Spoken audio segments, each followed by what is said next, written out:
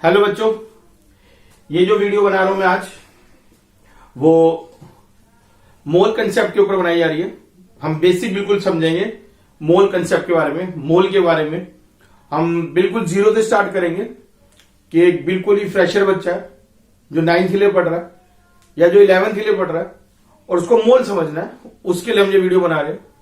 और सबसे पहले मैं तुम्हें धन्यवाद देना चाहूंगा। अभी हमारे चैनल को 10-15 दिन ही हुए हैं और 7,000 मिनट तक हमारी वीडियोस देखी जा चुकी है अभी तक। तो इस चीज के लिए बहुत बहुत धन्यवाद। और मैं तुम्हें कहना चाहूंगा कि कोई भी तुम वीडियो देखते हो, अगर तुम उसमें कमेंट सेक्शन में लिख देते हो कि किस टॉपिक पे तुम्हें और वीडियो चाहिए, किस टॉपिक को मैं एक्सप्लेन करूं, तो तुम लिख सकते हो। चाहे वो 11th का टॉपिक हो, चाहे 12th का टॉपिक हो केमिस्ट्री में, चाहे 10th साइंस का टॉपिक हो, तुम्हारे लिए उस चीज की वीडियो आ जाएगी। तो हम स्टार्ट कर रहे हैं बिल्कुल बेसिक लेवल पे मोल। तो मैं इस वीडियो को 2-3 पार्ट्स में बनाऊंगा। आज मैं बिल्कुल बेसिक समझा रहा हूं कि मोल क्या है। तो देखो, मोल जो शब्द है उसका इंग्लिश में जो मतलब है वो है एक ढेरी। एक ढेर को मोल कहते हैं। जैसे कोई भी एक ढेर हो, जैसे 1000 साल हो गया तो उसके एक समूह को हम एक मिलेनियम कहते हैं, 100 साल के समूह को हम सेंचुरी कह देते हैं। तो उसी प्रकार से एक मोल क्या है, 6.022 इंटू 10⁻23 इतने पार्टिकल्स के ग्रुप को एक मोल कहते हैं। बस खत्म। इतने पार्टिकल्स के ग्रुप को एक मोल कहते हैं। चाहे इतने इलेक्ट्रॉन हो, इतने प्रोटॉन हो, इतने एटम हो, इतने मॉलिक्यूल्स हो, इतने कुछ भी, इतने गधे घोड़े कुछ भी हो, इतने पार्टिकल्स के ग्रुप को एक मोल कहा जाएगा। ठीक है जी। 6.022 इंटू 10⁻23 पार्टिकल्स को एवोगैड्रो नंबर भी कहते हैं। एवोगैड्रो मैजिक नंबर कहा करते थे इसको पहले, तो इसको एवोगैड्रो नंबर भी कहते हैं। तो 6.022 इंटू 10⁻23 पार्टिकल्स के ग्रुप को एक मोल कहा जाता है। एक मोल की व्याख्या इतनी है। हां, यह पक्की बात है, आने वाली 2-4 वीडियो में तुम्हें मैं जरूर बताऊंगा कि ये वाला नंबर ये आया कहां से। मतलब 6.022 इंटू 10⁻23 ऐसे अटपटे जो नंबर हुआ करते हैं, ये नंबर कहीं से माने नहीं जाते। मानना होता तो मैं कहता 5 लाख पार्टिकल्स ग्रुप को, 10 लाख पार्टिकल्स ग्रुप को, 1 लाख पार्टिकल्स ग्रुप को। ये कुछ अटपटा नंबर है। 6.022 इंटू 10⁻23 पार्टिकल्स ग्रुप को एक मोल कहते हैं। तो ये नंबर कहां से आया? ये माना नहीं हुआ, ये बनाया हुआ नंबर नहीं, ये जाना हुआ नंबर है। मतलब कि कहीं से ये ऐसे ही कुछ उठा के नंबर नहीं लिख लिया, ये निकाला गया है। तो इतने पार्टिकल्स के ग्रुप को एक मोल कहते हैं। आने वाली वीडियोस में ये जरूर बताया जाएगा कि ये इतने पार्टिकल्स जो ये नंबर है ये कहां से है। तो मैं तुम्हें एक अच्छी बात बताना चाहूंगा कि जो हम ये सुन रहे हैं, जो पार्टिकल्स, ये 6.022 इंटू 10⁻23 पार्टिकल्स, इसके ग्रुप को एक मोल कहते हैं। पहले मैं तुम्हें बताना चाहूंगा, एक मोल की एक महत्वता समझाना चाहूंगा। ये मोल जो है ये कोई बड़ा नंबर नहीं है, ये बहुत बड़ा नंबर है। तुम्हारी इमेजिनेशन से बड़ा नंबर है एक मोल। मैंने अपनी पुरानी किताबों में जब मैं पढ़ा करता तो 9th की एनसीईआरटी में एक एग्जाम्पल दे रखा था। मतलब 1997 में एक एग्जाम्पल दे रखा था किताब के अंदर कि ये इतना बड़ा नंबर है कि तुम पैसिफिक ओशन के, प्रशांत महासागर के किनारे बैठ जाओ और तुम्हारा टाइम पास ना हो रहा हो और तुम सोचो कि चलो टाइम पास तो हो नहीं रहा, पैसिफिक ओशन में से चम्मच भर भर के पानी निकालते हैं। तो तुम उसमें से 1 चम्मच पानी निकालते। मैंने पैसिफिक ओशन कहा है और मैंने चम्मच से पानी निकालने की व्याख्या करी है। तुम पैसिफिक ओशन में से चम्मच भर भर के पानी निकालते हो, 1 चम्मच, 2 चम्मच, 3 चम्मच। तुम यहां तक गिनती नहीं बोल पाओगे, पैसिफिक ओशन सूख चुका होगा। यह हमारी टाइम में एनसीईआरटी में एग्जांपल दे रखा था। हमारे टाइम के एनसीईआरटी में एक और एग्जांपल दे रखा था, बहुत बढ़िया एग्जांपल, कि ये इतना बड़ा नंबर है कि अगर तुम्हारे पास इतने कंचे हो, मार्बल्स इतने हो, तो तुम पूरी पृथ्वी को 5 बारीक कंचों से ढक सकते हो। 5 लेयर बन जाएगी कंचों की। ये इतना बड़ा नंबर है। ये इतना बड़ा नंबर है। बहुत बढ़िया चीज बता रहा हूं मैं तुम्हें। ये इतना बड़ा नंबर है, ऐसा माना जाता है कि हमारी मिल्की वे नहीं, हमारे यूनिवर्स में जितने तारे हैं उन तारों से 60 गुना, कम से कम 60 गुना, तुमने सही सुना है, पूरे यूनिवर्स में जितने तारे हैं उनसे लगभग 60 गुना बड़ा नंबर है मोल। इतने पार्टिकल्स के ग्रुप को एक मोल कहते हैं। और यहां पर मैं तुम्हें एक बहुत अच्छी चीज बताना चाहूंगा जो तुम विश्वास नहीं कर पाओगे। एक क्वेश्चन करवाना चाहूंगा। हमारी एनसीईआरटी 11वीं क्लास की एनसीईआरटी के पार्ट 1 में एक चैप्टर है, chapter number 5, state of matter. उसका एनसीईआरटी बैक क्वेश्चन है।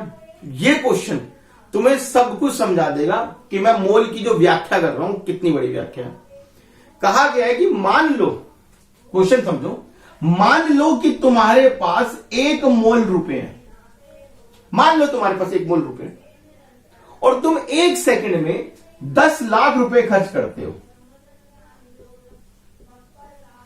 10 लाख रुपए पर सेकंड में खर्च करते हो तुम। तुम्हारे पास 1 मोल रुपए हैं, तुम 10 लाख रुपए 1 सेकंड में खर्च करते हो। तो हमें बताना है कि हमें कितना टाइम लगेगा इतने पैसे खर्च करने में। मैं क्वेश्चन रिपीट कर दूं। क्वेश्चन बड़ा मजेदार है कि तुम्हारे पास 1 मोल रुपए है। मैं प्रभु श्री राम से मन्नत करूंगा कि आपके पास सच में इतने रुपए हो। तुम्हारे पास इतने रुपए हैं और तुम 1 सेकंड में 10 लाख रुपए खर्च करते हो। 1 सेकंड में 10 लाख रुपए मतलब ऐसे 10 लाख खर्च, 10 लाख खर्च, 10 लाख खर्च, ऐसे मतलब तुमने ऐसे 3 बारी ऐसे चुटकी बजाई और 3 बारी में 30 लाख रुपए खर्च कर दिए। ऐसे इतने रईस हो तुम। तो तुम्हें इतने पैसे खर्च करने में कितना समय लगेगा? सोचो, क्या सोचते हो कि इतने पैसे खर्च करने में कितना समय लग जाएगा? ये 6 जीरो है, ये 23 जीरो है। 10 सेकंड, 1000 सेकंड, 1 घंटा, 1 दिन। कैलकुलेट करते हैं, बहुत मजा आएगा। ध्यान दो, 10 लाख रुपए, मैंने 10 लाख रुपए सही लिखा है। 10 लाख रुपए तुम 1 सेकंड में खर्च करते हो। तो 1 रुपया खर्च करने में कितने सेकंड लगेंगे? 1/10 लाख सेकंड लगेंगे। I am right? तो 1 मोल खर्च करने में कितने टाइम लगेगा? आई थिंक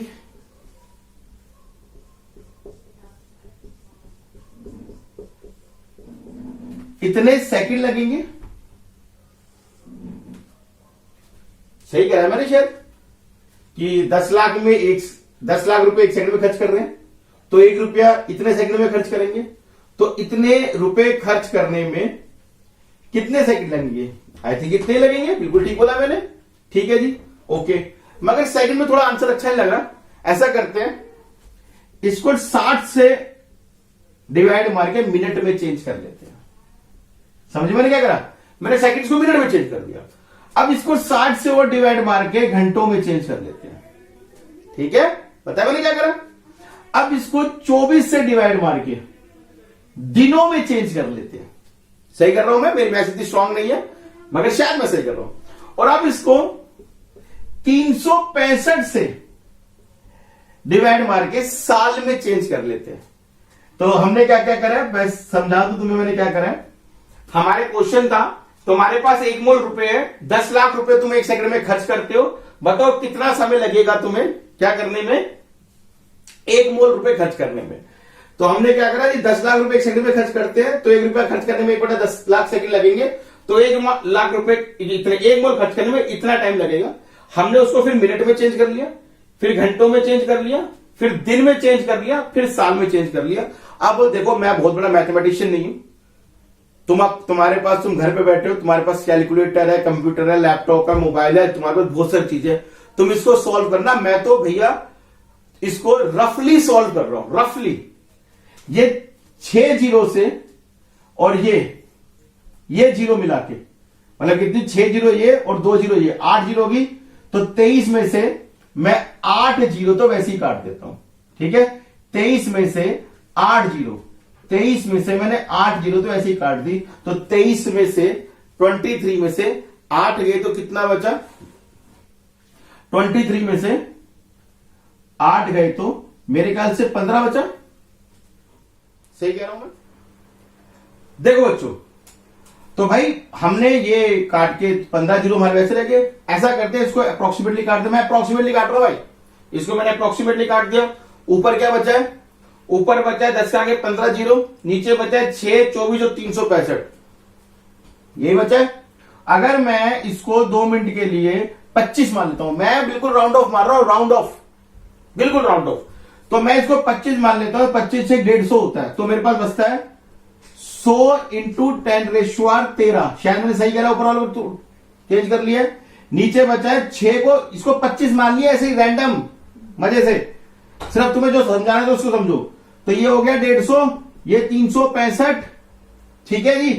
चलो एक काम और करते हैं तुम्हारे लिए, इसको 1 लाख मान लेते हैं और यहां पर 10 जीरो रख लेते हैं, ठीक है।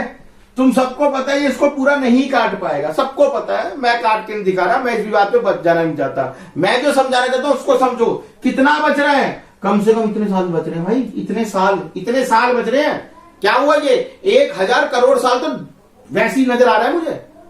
कितना बड़ा नंबर है ये, कितना बड़ा नंबर है ये। 1 सेकंड में 10 लाख रुपए खर्च करने थे, इतने मोल हो गए, तो मेरे को कितने साल लग रहे हैं? कम से कम 1000 करोड़ साल लगते हैं। अगर मैं हर सेकंड में ऐसे ऐसे ऐसे, मतलब इतनी 3 चुटकियों में मैंने 30 लाख रुपए उड़ा दिए, इतना रईस अगर मैं हो गया, तो भैया ये अपना क्या है, ये हमारी मोल की महानता है। और मैं तुम्हें भी कहना चाहूंगा, मोल का ये क्वेश्चन पैसों से अगर समझ ले तो पैसों से ही समझो भैया। असल में ही मोल इतना रिच है, असल में ही मोल। अगर तुम ये समझ लेते हो, तुम्हारे को केमिस्ट्री समझ में आनी शुरू हो जाती है, क्योंकि पूरी जो टर्मिनोलॉजी केमिस्ट्री में चलेगी वो मोल के हिसाब से ही चलेगी। इसलिए ये वीडियो मोल पे बनाया गया था। मैं अब इसको आगे कंटिन्यू कर रहा हूं। मैं तुम्हें कहूंगा क्या करना, अपने घर पे आराम से इसको कैलकुलेट करना और एग्जैक्ट वैल्यू जो है वो कमेंट में जरूर लिख के बताना कि एक्चुअल में कितने साल लगने वाले। मैं तो अप्रोक्सीमेटली मार दिया, ठीक है। एक्चुअल में कितने साल लगने वाले मुझे कमेंट में लिख के जरूर बताना, ओके। देखो बच्चों, अब मैं तुम्हें कुछ आगे समझाने की कोशिश कर रहा हूं, थोड़ा ध्यान लगाओ। मैं तुम्हारे पास मात्र 2 से 3 एग्जाम्पल ले रहा हूं, उसमें समझ में आ जाएगा। हम क्या करते हैं, एग्जाम्पल लेते हैं हाइड्रोजन का, एक एग्जाम्पल लेते हैं सल्फर का, एक एग्जाम्पल लेते हैं ऑक्सीजन का, एक चलो सिल्वर का एग्जाम्पल ले लेते हैं, ठीक है। अब इनके एटॉमिक मास मुझे याद है, तुम्हें याद हो जाएंगे और तुम्हें पेपर में दिए भी जाएंगे। वैसे तो याद हो जाने चाहिए, न्यूमेरिकल इतने करने तुम्हें याद हो जाए। तो हाइड्रोजन का एटॉमिक मास है 1U। U stand for unified atomic mass unit. Hydrogen का एटॉमिक मास है 1U, unified atomic mass unit. Sulphur का 32U, 32U, unified atomic mass unit. 16U, unified atomic mass unit 16U। और silver का 108U। 4 example में समझ में आ सकता है तुम्हें, कोई ज्यादा लेने की जरूरत नहीं है, तो समझ में आ जाएगा। चलो मैं एग्जाम्पल और लेते हैं।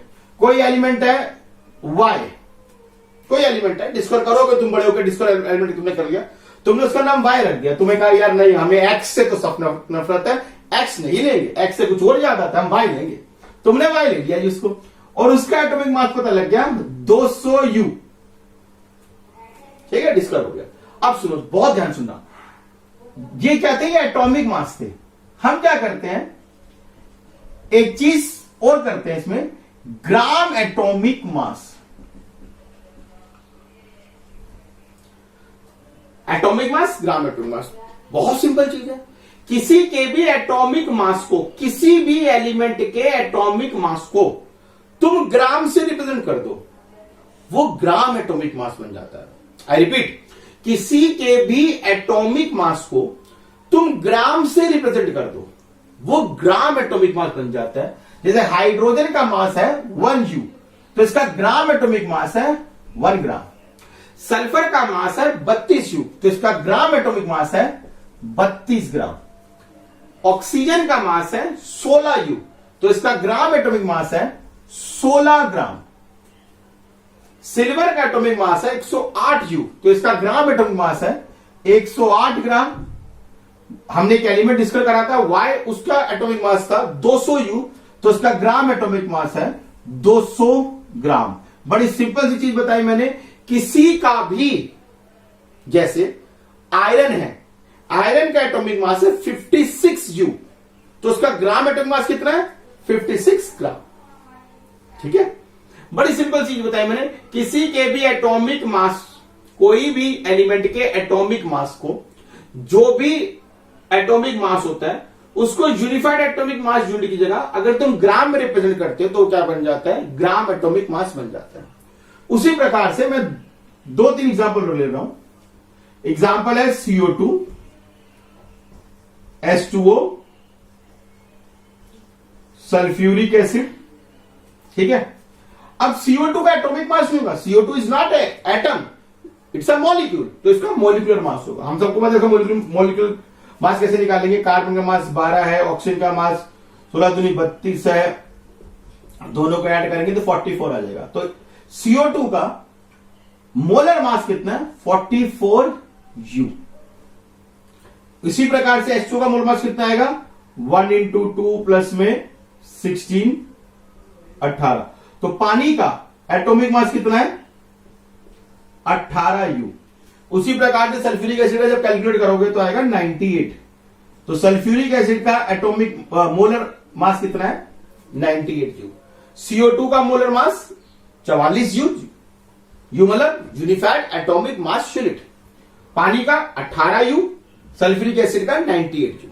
ठीक है, जिस प्रकार से, बहुत ध्यान से, जिस प्रकार से एटॉमिक मास को ग्राम से रिप्रेजेंट करो तो क्या बन जाता है वो ग्राम एटॉमिक मास, उसी प्रकार से अगर तुम मोलर मास को ग्राम से रिप्रेजेंट करोगे तो बन जाएगा ग्राम मोलर मास। 44 यू मतलब 44 ग्राम, 18 यू मतलब 18 ग्राम, 98 यू मतलब 98 ग्राम। अगर तुमसे कोई बोलता है CO2 का 1 ग्राम मोलर मास कितना है, CO2 का 1 ग्राम मोलर मास कितना है, तुमने बोला 44 ग्राम है। पानी का 1 ग्राम मोलर मास कितना है 18 ग्राम है। पानी का आधा ग्राम मोलर मास कितना है, तो ये मत सोचना कि आधा ग्राम मोलर मास आधा ग्राम है, नहीं, पानी का 1 ग्राम मोलर मास अगर 18 ग्राम है तो आधा ग्राम मोलर मास 9 ग्राम है। सल्फ्यूरिक एसिड का 1 ग्राम मोलर मास कितना है 98 ग्राम। ऑक्सीजन का 1 ग्राम एटॉमिक मास कितना है 16 ग्राम। सिल्वर का 1 ग्राम एटॉमिक मास कितना है 108 ग्राम। ठीक है, अब मैं क्या करने वाला हूं, मैंने जो मोल बताया कि एक मोल क्या होता है, एक मोल होता है 6.022 × 1023, और जो मैंने ये पढ़ाया है इन दोनों चीजों को मैं मर्ज कर रहा हूं, दोनों चीजों को कंबाइन कर रहा हूं, ध्यान से देखेंगे। तो हम आ चुके हैं अब अपने मेन टॉपिक जिसके लिए ये वीडियो बनाई जा रही है, मोल कंसेप्ट। बड़ा आसान है, बहुत सिंपल है, मैं जैसे तुम्हें पहले बता चुका हूं, 3-4 वीडियो आएंगे कॉन्टिन्यूशन में, ये पहली वीडियो बेसिक लेवल की वीडियो है। मोल कंसेप्ट क्या है? मोल कंसेप्ट, मोल कंसेप्ट सिंपल सा ये है कि किसी भी एलिमेंट का, किसी भी एटम का 1 ग्राम एटॉमिक मास लो, या किसी भी मॉलिक्यूल का 1 ग्राम मॉलिक्यूलर मास लो, किसी भी एलिमेंट का, किसी भी एटम का 1 ग्राम एटॉमिक मास लो, या किसी भी मॉलिक्यूल का 1 ग्राम मोलर मास लो, उसमें नंबर ऑफ पार्टिकल 1 मोल ही होंगे। 1 मोल ही होंगे, 1 मोल मतलब उसके अंदर नंबर ऑफ पार्टिकल 6.022 × 1023 ही होंगे, और कुछ नहीं हो सकता। बड़ी सिंपल सी चीज, एक एग्जांपल लेते हैं। मैं कहता हूं तुम्हारे पास 108 ग्राम चांदी है, बिन सोचे बोल दो 108 ग्राम मतलब 1 ग्राम तक पास चांदी है, तो हमारे पास 1 मोल चांदी है, हमारे पास चांदी के इतने एटम है। मैं तुमसे कहता हूं कि पानी की 1 बूंद पड़ी है, वो 18 ग्राम पानी है। तो तुम्हें पता होता है कि पानी का ग्राम मोलर मास 18 ग्राम है, तो पानी की उस बूंद में 1 मोल पानी है, मतलब उस बूंद के अंदर 6.022 इंटू 10⁻23 मॉलिक्यूल ऑफ वाटर है। फिर से सुनो, पानी की एक बूंद पड़ी है, उसमें 18 ग्राम पानी है। पानी की बूंद नापनी मैंने, 18 ग्राम पानी था, तो 18 ग्राम पानी, 18 ग्राम पानी, पानी का क्या है? ग्राम मोलर मास है। 18 ग्राम पानी, पानी का क्या है? ग्राम मोलर मास है। तो ग्राम मोलर मास के अंदर, 1 ग्राम मोलर मास के अंदर पार्टिकल कितने होते हैं? 1 मोल होते हैं। 1 मोल मतलब 6.022 इंटू 10⁻23 पार्टिकल्स हुआ करते हैं। तो तुम्हें सोचने की जरूरत नहीं है, 18 ग्राम मतलब 1 मोल पार्टिकल्स है। यहां तक क्लियर है? 1 मिनट शांति से देख लो, फिर हम आगे चलते हैं।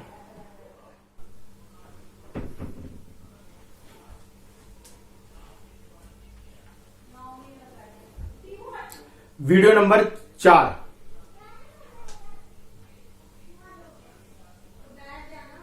देखो बच्चों, मैं तुम्हें एक छोटा सा न्यूमेरिकल करा रहा हूं, और वो न्यूमेरिकल भी बिल्कुल छोटे बच्चों की तरह ही है। तुम्हें अगर चौथी पांचवी आती है, यूनिटरी मेथड आता है, न्यूमेरिकल तुम्हें समझ में आ जाए मैं क्या कह रहा हूं।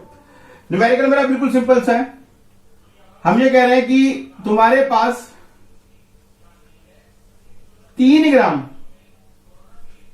पानी की ड्रॉप है, एक ड्रॉप है पानी की, वो 3 ग्राम की पानी की ड्रॉप है, उसमें कितने मोल ऑफ वाटर होगा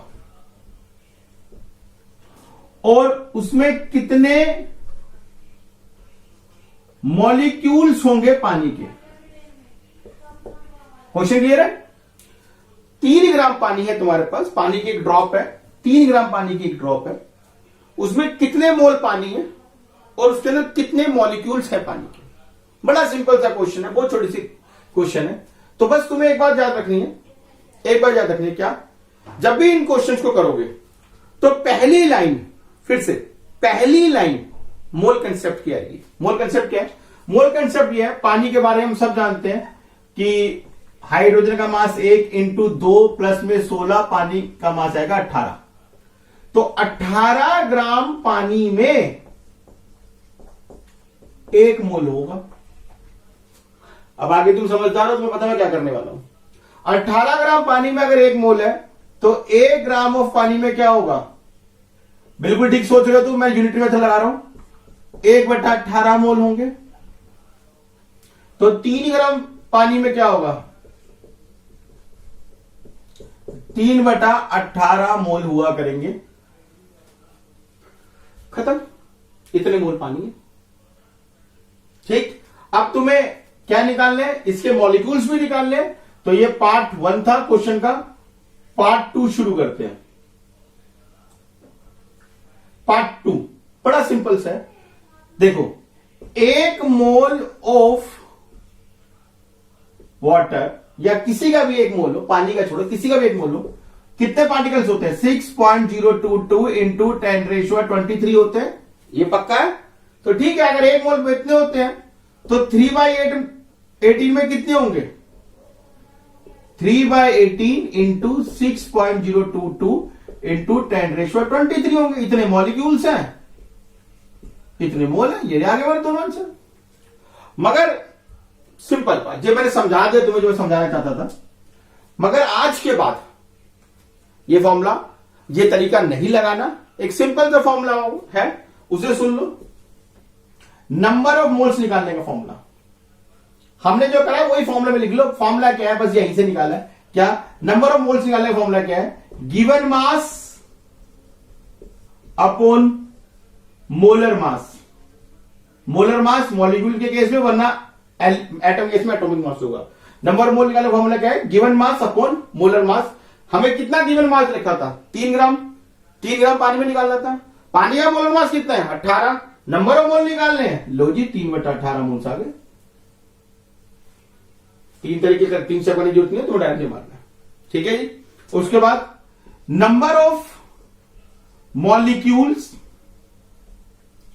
या नंबर ऑफ पार्टिकल्स निकालने का फॉर्मूला इसी से निकाल लेंगे। नंबर ऑफ मॉलिक्यूल्स या नंबर ऑफ पार्टिकल का फॉर्मूला क्या होगा भाई? नंबर ऑफ मोल्स निकालने का फॉर्मूला क्या था? गिवन मास अपॉन में मोलर मास क्या हुआ करता है? ये नंबर ऑफ मोल्स निकालने का फॉर्मूला। अब जितने नंबर ऑफ मोल्स आ जाए, जितने नंबर ऑफ मोल्स आ जाए उसे क्या करो? उसे एक मोल की वैल्यू से इंटू कर दो, जैसा कि मैंने यहां करा। जितने मोल्स आए थे उसको एक मोल की वैल्यू से इंटू कर दो। तो नंबर ऑफ मोल्स निकाल लो, given mass upon molar mass. Number of molecules, number of particles, number of atoms निकाल लो गिवन मास के अंदर, तो given mass upon molar mass into में एवोगैड्रो नंबर। ये मोल के लिए हमारा पहला वीडियो था। ऐसे 2-3 वीडियो और आएंगे जिसमें हम इस टॉपिक का लेवल बढ़ाते चले जाएंगे। और साथ साथ मैं तुम्हें एक ही बात कहना चाहूंगा, अपनी कोई भी एक अच्छी सी किताब लेके मोल के न्यूमेरिकल्स करो। जो प्रॉब्लम्स आए मुझसे कमेंट सेक्शन में पूछ सकते हो, मैं तुम्हें बिल्कुल उसके लिए एक अलग से वीडियो बना के पर्सनल भेज दूंगा। और इस चीज के लिए एक आध बारी तुम्हें इसको ढंग से देखना पड़ेगा। चीज आसान है, 5-10 मिनट की चीज है, तुम्हें रिपीट करने में, रिवाइज करने में इससे ज्यादा टाइम नहीं लगेगा। ठीक है, ओके, जय श्री राम।